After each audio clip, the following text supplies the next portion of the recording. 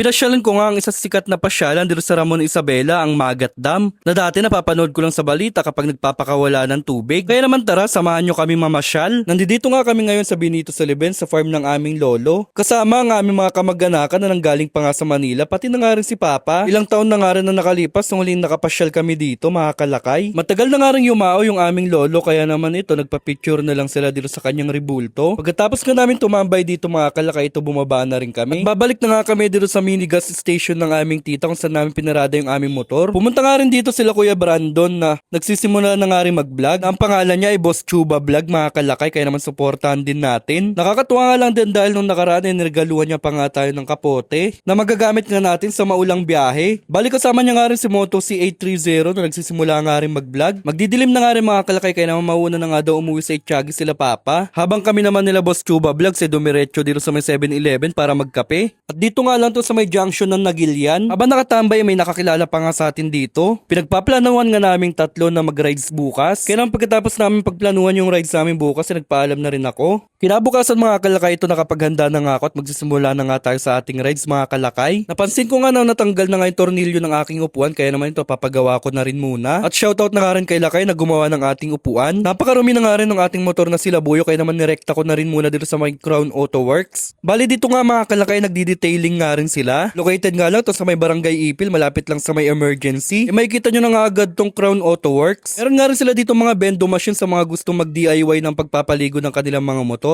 Pero ako mas pinili kong ipalinis tong motor natin sila Buyo, na kung kailan pinapaliguan ay saka naman sumama yung panahon. Napaka-solid nga talaga nila maglinis dito, mga kalakay, na ultimo gulong at mga singit-singit ay talaga nililinisan nila. Pagkatapos ng mapaliguan ng ating motor ay binlower pa nila. Dahil medyo nga nagmamadali tayo ay nagtulong-tulong na nga rin silang punasan. Dahil nga nakaseramik na tong motor natin, mga kalakay, ang nilagyan na lang nilang pampakintab yung mga kulay itim. Shoutout na nga rin pala sa mga solid na naglinis ng ating motor dito sa my Crown Auto Works. Pagkatapos niya ay nagpagasolina na nga rin muna ako sa halagang 200. At saka naman ako bumiyahe papunta ng San Mateo kung saan kami magkikita ng aking mga kasama. Dito ang daan natin, mga kalakay, sa may San Mateo Alicia Road hanggang sa marating natin ang bayan ng San Mateo Isabela. Iyaya ko nga muna silang kumain dito sa may Grayson's Kainan. Nakatabi nga lang mismo ng 5-star chicken. May mga nakakilala pa nga sa atin dito, sayang nga lang at hindi pa natin nakukuha yung ating pamalakasang sticker. Maya-maya pa nga dumating na nga rin si Boss Chuba Vlogs kasama si Moto C830. Papatikim ko nga sa kanila itong napakasarap na pansit batil patong ng Grayson's Kainan San Mateo Isabela. Umorder nga rin tayo ng roasted chicken ng 5-star. Kapag nadadaan nga talaga ako dito sa may San Mateo Isabela, hindi pwedeng hindi natin matikman ang napakasarap na pansit batil patong ng Grayson's Kainan. Halatang nag-enjoy naman sila Boss Chuba Vlogs dito sa pansit batil patong. Dahil nga wala pa tayong dalang sticker, yung mga kasama nga muna natin na namigay ng kanilang sticker. Tapos namin kumain, sumibat na nga rin kami. Dahil ang punta namin ngayon ay sa Magat Dam. Sayang nga lang din sa mga araw na ito ay sarado ang Rolling Hills. Ganun pa man, ang goal lang naman namin ay makapag-rides kaming tatlo. Ang sa narating na nga rin namin ang Magat Dam, mga kalakay. Shoutout na nga rin kila sir na nag-a-assist dito at nakilala tayo. Meron nga sila ditong designated area kung saan pwede magparada ng mga sasakyan. At kailangan nga natin maglakad papunta sa mismong dam. In-advisean nga rin tayo, mga kalakay, na hindi tayo pwede magpalipad ng drone.